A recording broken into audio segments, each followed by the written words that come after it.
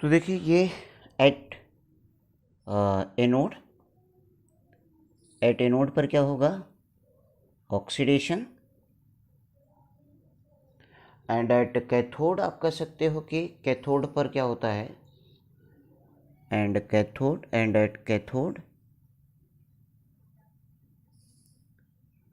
Reduction reaction take place, यानी cathode पर reduction और एनोड पर ऑक्सीडेशन होता है। तो then we can say that, हम कह सकते हैं, क्या कह सकते हैं कि a cell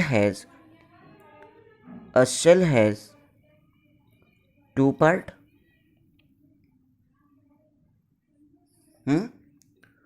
one of them be oxidation half shell and another of them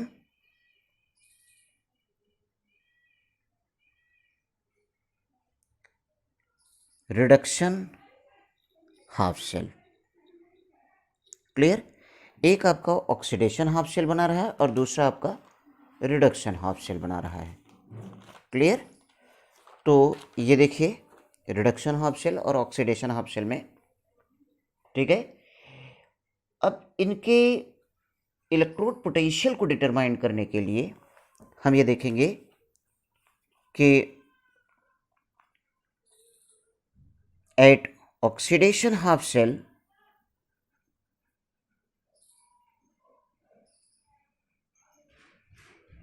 develop potential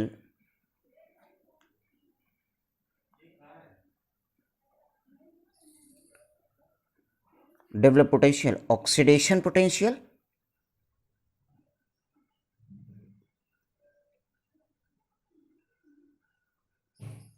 and at reduction half shell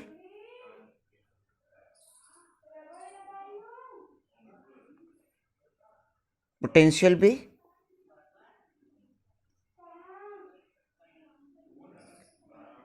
reduction potential। Clear? ये आपका डिनोट किया जाएगा EOP एंड ERP से, ठीक है। तो हम एक इलेक्ट्रोड पोटेंशियल के बारे में देख लेते हैं। एक इलेक्ट्रोड पोटेंशियल के बारे में देखते हैं कि इलेक्ट्रोड हम लोग लिए, हम यहाँ पर ले लिए कि एक M मेटल है। M मेटल ये आपका N इलेक्ट्रॉन को लॉस करके ये Mn पॉजिटिव बना दिया है, ये N इलेक्ट्रॉन, ठीक है। ये प्रोसेस ऑक्सीडेशन का है। ये प्रोसेस क्या है? ऑक्सीडेशन का। तो इस केमिकल रिएक्शन में ये जो M जो है इसको हम रिड्यूस्ड स्टेट बोलेंगे, रिड्यूस्ड स्टेट बोलेंगे। किसके रिस्पेक्ट में? क्योंकि ये पॉजिटिव से ये न्यूट्रल है, तो पॉजिटिव से न्यूट्रल कैसे बना होगा? इलेक्ट्रॉन को एक्सेप्ट किया होगा, इसलिए ये रिड्यूस्ड स्टेट होगा। ये उसका ऑक्सीडाइज्ड स्टेट होगा, ऑक्सीडाइज्ड स्टेट होगा। यानी जो पॉजिटिव आयंस बन रहे हैं वो ऑक्सीडाइज्ड स्टेट है और जो न्यूट्रल एटम है वो आपका रिड्यूस्ड स्टेट है, ठीक है। ये ध्यान दीजिए। और यही, ये तो मेटल्स के लिए हुआ। फॉर नॉन मेटल अगर हम ले लें, फॉर नॉन मेटल के अगर लिए ले लेते हैं तो नॉन मेटल को हमने डिनोट किया A। नॉन मेटल की टेंडेंसी होगी कि इलेक्ट्रॉन को एक्सेप्ट करना, ये N इलेक्ट्रॉन को एक्सेप्ट कर लिया और ये आपका AN माइनस बना दिया, तो ये उसका ऑक्सीडाइज्ड स्टेट हो जाएगा, ऑक्सीडाइज्ड स्टेट हो जाएगा और ये उसका रिड्यूस्ड स्टेट हो जाएगा। क्लियर? ये ध्यान दीजिए।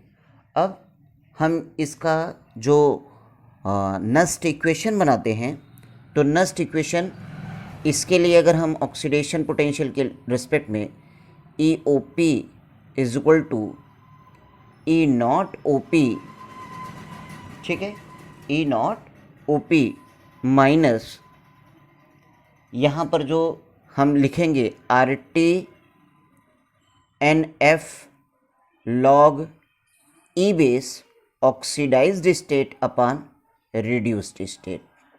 कंसंट्रेशन, ये हम लिखेंगे। क्या लिखेंगे? EOP is equal to E0OP minus RT/NF log E base oxidize state upon reduced state.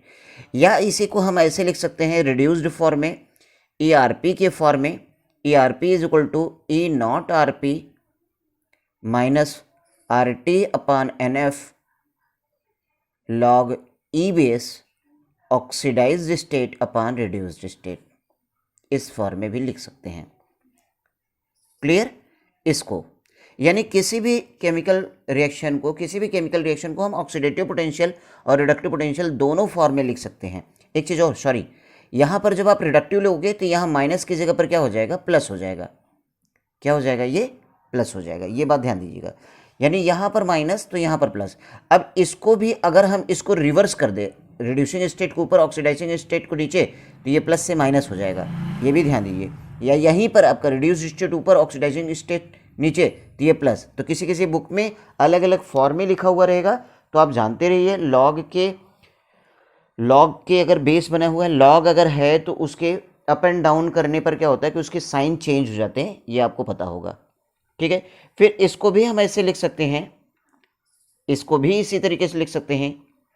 ठीक है, अब ये एक चीज़ आप जानिए कि इसको अगर हम ऑक्सीडेटिव पोटेंशियल वैल्यू के रिस्पेक्ट में लिखेंगे इस रिएक्शन को, तो E ऑक्सीडेटिव अगर लिख रहे हैं तो M/Mn पॉजिटिव ऐसे is equal to E0M/Mn positive minus RT/NF log E base. अब ऑक्सीडाइज स्टेट क्या होगा? Mn पॉजिटिव होगा। रिड्यूस्ड स्टेट क्या होगा? M होगा। M आपका सॉलिड फॉर्म में होगा, उसकी वैल्यू क्या होगी? 1 हो जाएगी। ठीक है, या इसी को हम ऐसे लिख सकते हैं E/Mn पॉजिटिव, M ये रिड्यूस्ड स्टेट में, E0Mn positive M plus RT/NF log E base. अब ये क्या हो जाएगा? Mn positive upon M। इस तरीके से आप इसको एक्सप्रेस कर सकते हैं। ऐसे ही आप कहोगे, इसको भी रिप्रेजेंट करना हो तो क्या होगा? ये E रिड्यूस्ड फेज को, ऑक्सीडाइज्ड फेज को कैसे लिखेंगे?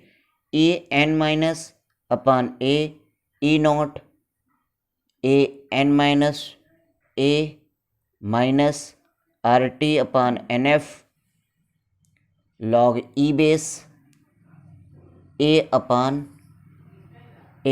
माइनस, और यही हमारा An minus E0 An minus minus RT/NF log E base A/An minus. इस तरीके से इसको हम रिप्रेजेंट करते हैं। क्लियर? किसी किसी में क्या होता है कि रिड्यूस स्टेट को ऊपर और ऑक्सीडाइजिंग स्टेट को नीचे लेकर के रिप्रेजेंट कर दिया, तो गलत नहीं होता, वो साइन वहाँ पर चेंज कर लेगा, वो अपना साइन वहाँ पर क्या होगा? चेंज कर लेता है। तो ये ध्यान दीजिए। ये फॉर्मूला कैसे डेवलप्ड हुआ है, ये फॉर्मूला कैसे बना हुआ है, ये भी मैं आपको बताऊँगा। ये फॉर्मूला कैसे बनता है, ठीक है, ये चीज़ भी आपको जानना होगा। कल मैंने आपको एक फॉर्मूला दिया था, एक फॉर्मूला, ये फॉर्मूला आया कहाँ से होगा ये आपको दिखा देता हूँ। एक फॉर्मूला मैंने दिया था कि गिब्स फ्री एनर्जी चेंज के रिस्पेक्ट में, विद द हेल्प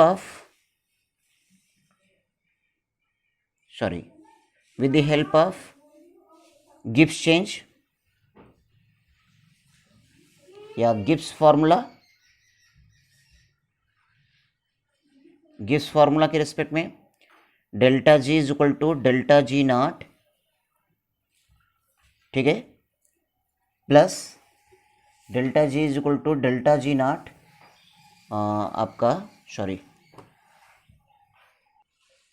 तो देखिए delta G is equal to delta G naught RT log Q, ऐसा ही लिखा जाता है, लॉग E बेस। ठीक है, जिसको अगर हम लॉग T10 बेस बना दें तो ये हमारा delta G not plus 2.303 RT log 10 base Q हो जाएगा, क्योंकि log E बेस और log 10 बेस में रिलेशन आपको पता है। तो अब एक और भी फॉर्मूला हमने वहाँ पर बनाया, तो delta G is equal to minus NFE होता है। ये भी कल बताया था आपको, delta G is equal to minus NFE। अब ये वैल्यू अगर यहाँ पर पुट कर देते हैं, put the value of this, तो इसको हम लिख देंगे NFE is equal to minus NFE minus NFE naught plus 2.303 RT log 10 base Q होगा, ये होगा। अब इस NF से NF, यानी यहाँ पर आप ये देखो कि अगर हम माइनस NF कॉमन करके या माइनस NF का हम डिवीज़न कर दें, माइनस NF को हम पूरे डिवाइड कर दें, divide equation by minus NF, तो माइनस NFE जो हुआ upon minus NF is equal to minus NFE naught हुआ, NFE नॉट हुआ upon minus NF plus 2.303 upon minus NF log 10 base. तो 10 बेस को 10 लिखें और चाहे ना लिखें, हो जाता है Q, ये हो जाएगा, कैंसिल हो जाएगा, तो ये E is equal to E naught minus 2.303 RT upon NF log Q, ऐसे हमने लिख दिया, ठीक है, log Q लिख दिया। या इसी को हम log E बेस लिखना हो तो E is equal to E naught minus 2.303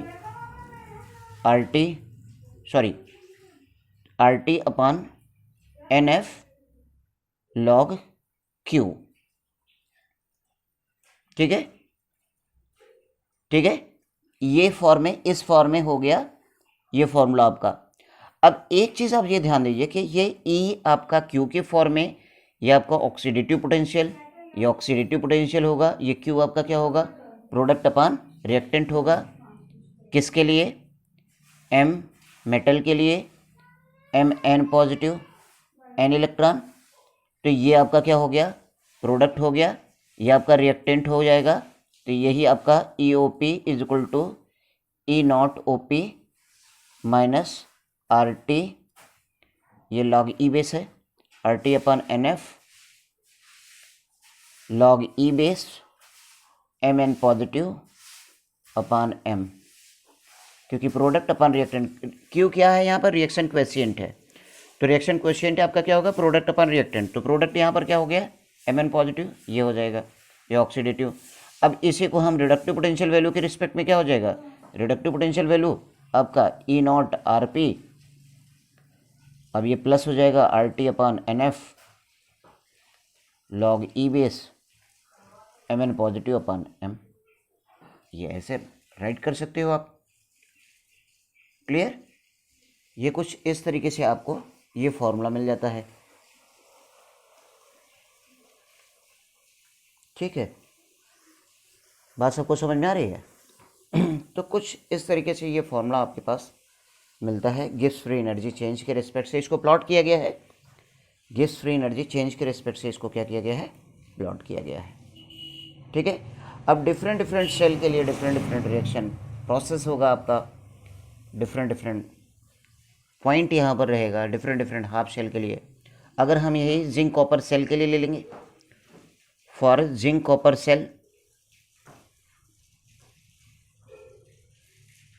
zinc copper cell में क्या हो जाएगा, ये जिंक आपका होगा, जिंक आपका कॉपर आयन होगा,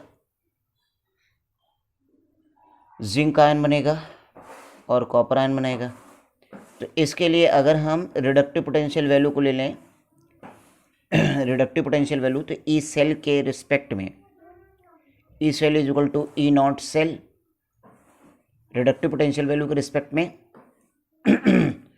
ये आपका क्या हो जाएगा, प्लस 2.303 RT अपान एन की वैल्यू 2 हो जाएगी, 2F हो जाएगा, log 10 बेस हो जाएगा, और यहाँ पर क्या होगा, जिंक आयन अपान कॉपर आयन, क्योंकि आप ये जानिए ये मेटल है, ये भी मेटल, सॉलिड का मोलर कंसंट्रेशन क्या होता है, यूनिट होता है।